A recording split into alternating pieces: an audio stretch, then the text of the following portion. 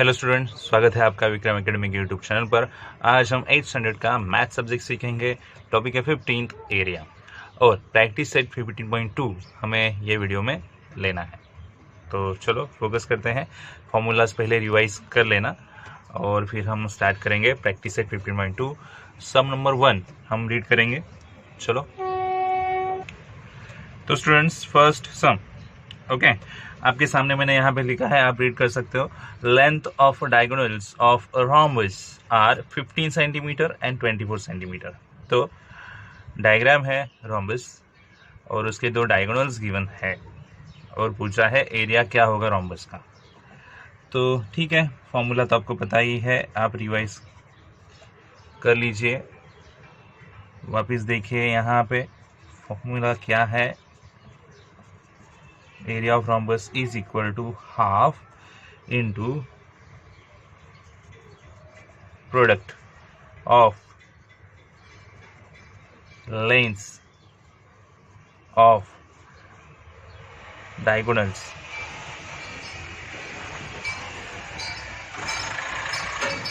Okay. So half into product करनी है diagonal के लेंथ्स की। तो दो डायगोनल है यहाँ पे, उनकी टोटल करेंगे, मल्टीप्लिकेशन करेंगे यहाँ पे, तो हो जाएगी वो प्रोडक्ट। ठीक है, सो कुछ इस तरह से होगा। 2 से आप डिवाइड कर सकते हो 24 को, तो आएगा 12। So final answer of 15 into 12 जो भी आएगा हम यहाँ पे लिख देंगे। सो 12 का टेबल सबको पता है, 15 का भी आप टेबल किए होंगे। चलो देखते हैं। 15 2 ज़ा 30 कैरी 3, 51 ज़ा 15 एंड 3 18। सो ये एरिया है और एरिया के लिए स्क्वायर लगाया जाएगा और यूनिट है सेंटीमीटर। तो स्क्वायर सेंटीमीटर हाईलाइट करने के लिए हम यहाँ पे वापस लिख सकते हैं एरिया ऑफ rhombus। और ये फर्स्ट सम जो है यहाँ पे सॉल्व हो चुका है। ठीक है, यस। तो student, sum number 2। Lengths of diagonals of rhombus are 16.5 centimetre and 14.2 centimetre. Okay, तो एरिया ढूंढना है rhombus का। तो चलो फॉर्मूला लेते हैं। Area of rhombus is equal to half into product of lengths of diagonals. Formula याद रखना, यूजफुल है। हाफ इंटू डायगोनल्स है दो यहाँ पे, जिनकी मल्टीप्लिकेशन हम यहाँ पे करके दिखाएंगे। 2 से डिवाइड कर सकते हैं यहाँ पे, 2 7 ज़ा 14 एंड 2 1 ज़ा 2, तो 16.5 एंड 7.1 इनका मल्टीप्लिकेशन जो आएगा हमारे लिए आंसर होगा। तो चलो बाजू में करके देखते हैं। 1 से मल्टीप्लाई करेंगे तो 1 5 ज़ा 5, 1 6 ज़ा 6, 1 1 ज़ा 1, 0 दिया, 7 5 ज़ा 35 कैरी 3, 7 6 ज़ा 42 प्लस 3 45 कैरी 4, 7 ज़ा 7 एंड 4 11।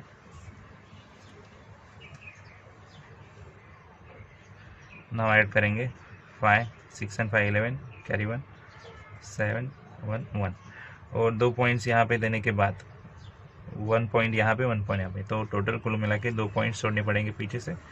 सो 117.15 एरिया है तो स्क्वायर लगाएंगे और यूनिट है सेंटीमीटर। तो ये हमारा हो गया answer, area of rhombus। Okay, I hope आपको समझ में आ गया होगा। कैलकुलेशन पे ध्यान दीजिए, फॉर्मूला याद रखिए तो आपको भी सम्स आ सकते हैं। ठीक है, अभी बढ़ते हैं नेक्स्ट सम की तरफ। तो स्टूडेंट्स, स्टार्ट करते हैं थर्ड सम। रीड करते हैं पहले। If perimeter of rhombus is 100 centimetre. यहाँ पे पेरीमीटर दिया है rhombus का। ठीक, length of one diagonal is 48 centimetre. एक डायगोनल का लेंथ 48 सेंटीमीटर बोला है। What is the area of quadrilateral. तो ये क्वाड्रिलेटरल यानी rhombus का एरिया क्या होगा। ठीक है, तो क्या कर सकते हैं यहाँ पे, चलो देखते हैं। तो पेरीमीटर दिया है rhombus का, यानी पेरीमीटर से हम साइड फाइंड आउट कर सकते हैं। ओके, एक डायगोनल दिया है, फॉर्मूला बेसिस पे हमें और एक डायगोनल की ज़रूरत पड़ती है, तो ठीक है, एक डायगोनल जो भी है वो भी हम कर लेंगे। अच्छा, डायगोनल्स और रोम्बस जो है यहाँ पे नेमिंग नहीं दिया है, तो हमने इमेजिनरी ड्रॉ किया है, हमें यहाँ पे मेंशन करना पड़ेगा, लेट ABCD इज रोम्बस बताना पड़ेगा पहले। सो देयरफॉर यहाँ पे length of one diagonal, length of one diagonal, कोई भी एक ले सकते हो, AC या फिर BD, मैं BD लेता हूँ, BD इज इक्वल टू कितना है 48 सेंटीमीटर, ठीक है, फाइन। अभी हमें पेरीमीटर मिला है तो हम साइड भी ढूंढ सकते हैं। ओके, पेरीमीटर ऑफ रोम्बस, तो पेरीमीटर क्या होता है वो पहले जान लीजिए। पेरीमीटर यानी ऑल जो साइड्स है उनकी टोटल, तो रोम्बस को होती है 4 साइड्स, चारों साइड्स की टोटल, और रोम्बस की साइड वैसे भी इक्वली होती है, तो चारों साइड इक्वल है तो फॉर्मूला बनता है 4 इंटू साइड रोम्बस का पेरीमीटर का। हमारे पास पेरीमीटर है 100, तो यहाँ पे लिखेंगे 4 इंटू साइड, ये इस तरह से आगे आ गए। चलो 4 इधर लेते हैं, साइड के लिए आप कोई भी एक साइड ले सकते हो, चलो मैं AB साइड लेता हूँ यहाँ पे, तो 4 इंटू AB ऐसे आ गया। सो 100 डिवाइड बाई 4 होगा, क्योंकि साइड चेंज होगी तो डिवाइड में जाएगा, और फाइनली हमें AB का मेजरमेंट मिलेगा जो रहेगा 25, तो एक साइड हमें 25 मिल चुकी है। ओके, सब साइड 25 ही रहेगी, बट हम एक आइडेंटिफाई करते हैं AB, ठीक है। अच्छा, डायगोनल्स जो रहते हैं रोम्बस के वो परपेंडिकुलर बाइसेक्टर होते हैं, यानी 90 डिग्री में एक दूसरे को इंटरसेक्ट करेंगे, और उनके हाफ पार्ट भी होंगे, मतलब वो बाइसेक्ट भी होंगे। तो प्रॉपर्टी यहाँ पे लिख के यूज करेंगे, diagonals of rhombus are perpendicular bisector of each other। इसका मतलब पहले एंगल मिलेगा, एंगल AMB 90 डिग्री का, एंड हमें BD दिया है उन्होंने, देखो वन डायगोनल, तो BM ले सकते हैं, यानी only half, and BM is equal to half of BD, तो BD 48 है, तो फिर BM उसके हाफ डिवाइड करने के बाद 24 सेंटीमीटर। तो ये सब क्यों किया है यहाँ पे? ओके, सो BM हमने 24 सेंटीमीटर निकाला यहाँ पे, तो इसकी ज़रूरत क्या पड़ेगी? आप डायग्राम देख सकते हो, ये 24 मिला। अभी दूसरा डायगोनल हम ढूंढेंगे, बट वो कैसे ढूंढेंगे? तो यहाँ पे एक राइट एंगल ट्रायंगल मिलता है, राइट एंगल ट्रायंगल मिलता है तो हम पाइथागोरस थ्योरम यूज कर सकते हैं। देखो, पाइथागोरस थ्योरम से हम ये साइड ढूंढेंगे जो AM है, अगर AM मिल गया तो AC मिल जाएगा, AC मिल गया तो फिर क्वाड्रिलेटरल का एरिया जो है, रोम्बस का एरिया, वो फॉर्मूला हम आसानी से यूज कर सकते हैं। ओके, तो ये सम बड़ा है, आपको भी पता चल गया होगा। तो सबसे पहले हमने क्या किया है, पेरीमीटर का फॉर्मूला लिया और एक साइड ढूंढी है, फिर डायगोनल की प्रॉपर्टी यूज की और आधा डायगोनल जो रहेगा वो बता दिया है यहाँ पे।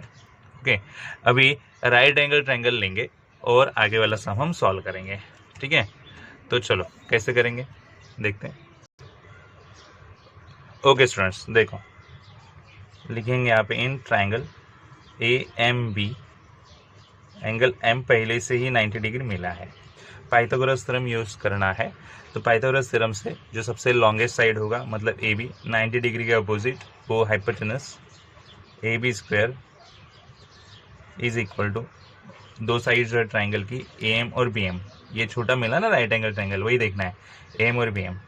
सो AM square plus BM square, reason देंगे बाय पाइथागोरस, पूरा नाम लिखना है, पाइथागोरस थ्योरम पूरा नाम लिखना है। अभी मैं लिख नहीं सकता हूँ, जगह कम है, आप पूरा लिख देना, वो ज़रूरी है।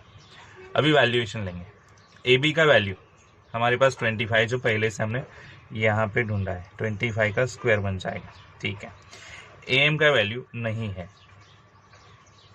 हम ढूंढेंगे। ठीक है, B M square, B M का वैल्यू 24, तो 24 का स्क्वायर हम यहाँ पे कर देंगे। स्क्वायर आपको पता होना चाहिए, स्क्वायर यानी 2 टाइम मल्टीप्लिकेशन आप कर सकते हो। 25 इंटू 25 बनता है 625, और यहाँ पे ए एम स्क्वायर प्लस 24 का स्क्वायर बनता है 576। अभी नंबर एक साइड पे अगर रखेंगे तो सब्सट्रैक्शन होगा, तो एम स्क्वायर वन साइड को और इनका सब्सट्रैक्शन वन साइड को। तो देखते हैं कितना आना चाहिए। M square is equal to, दोनों का सब्सट्रैक्शन कितना होगा। ठीक है, तो सब्सट्रैक्शन करेंगे। कितना है, 15 माइनस 6 9 कैरी हुआ है, यानी 1 11 माइनस 7 4 49। यस, तो स्क्वायर रूट लेंगे तो हमें एम मिल जाएगा 7 सेंटीमीटर। यहाँ पे लिखेंगे टेकिंग स्क्वायर रूट, रीजन देना पड़ेगा ना, स्क्वायर रूट लिया हो, दोनों तरफ के स्क्वायर चले गए, यहाँ पे ओनली एम और यहाँ पे स्क्वायर रूट आया 7। अभी एम 7 मिला है, तो ये स्टेटमेंट को 1 प्रॉपर्टी लिखते हैं, क्योंकि आगे वापस प्रॉपर्टी यूज करेंगे हम यहाँ पे, तो फ्रॉम 1 लिख देंगे। तो एम यानी हाफ मिला, हमें पूरा AC चाहिए, तो AC डबल होगा ना एम के, AC is equal to 2AM। From 1 लिखेंगे क्योंकि परपेंडिकुलर बाइसेक्टर हैं, आधे आधे होते हैं, प्रॉपर्टी यूज किया और फ्रॉम 1 यहाँ पे लिख। AC 2 इंटू 7, तो AC कितना होना चाहिए स्टूडेंट्स? यस, 14 सेंटीमीटर होना चाहिए। कितना होना चाहिए? 14 सेंटीमीटर। ओके, अभी हमारे पास दोनों डायगोनल है, एक पहला डायगोनल यहाँ पे 48 दिया है जो BD बराबर, और AC अभी दूसरा डायगोनल हमें मिला है 14 सेंटीमीटर।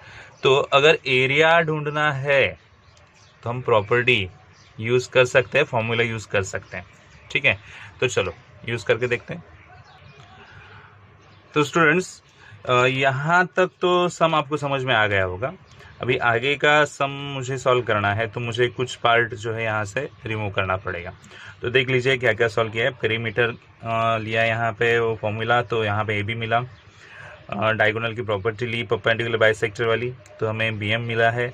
और फिर ट्रायंगल प्रॉपर्टी यूज़ किया पाइथागोरस का थ्योरम का, और फिर हमें AM मिला। फिर उससे अगेन प्रॉपर्टी यूज़ करने के बाद AC मिला है।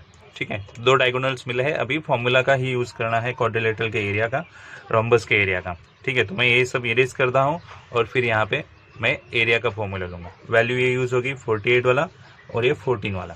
ठीक है,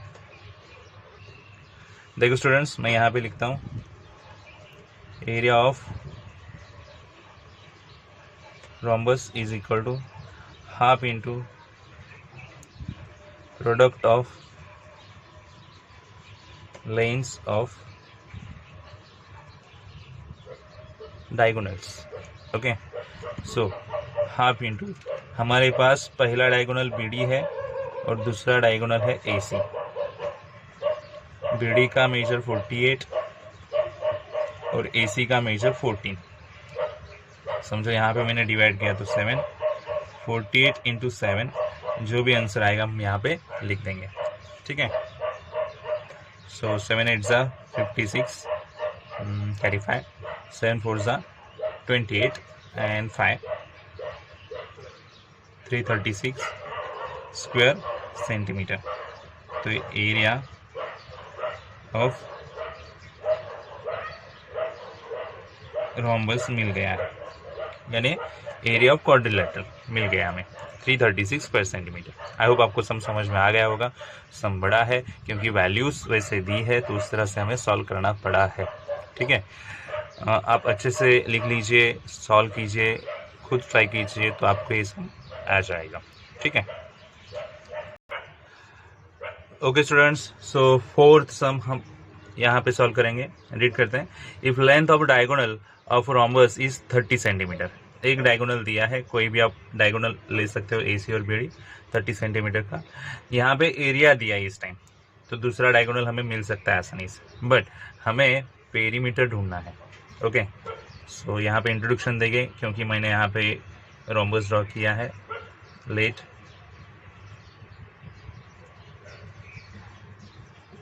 ABCD is a rhombus,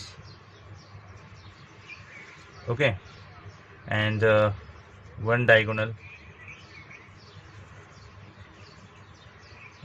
BD लिया समझो, BD इज इक्वल टू कितना आएगा 30 सेंटीमीटर।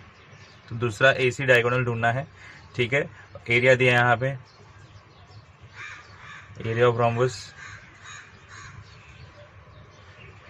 240 square centimetre. चलो फॉर्मूला लेंगे, एरिया ऑफ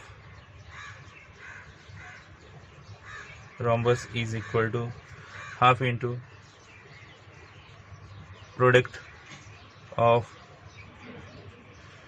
लेंथ्स ऑफ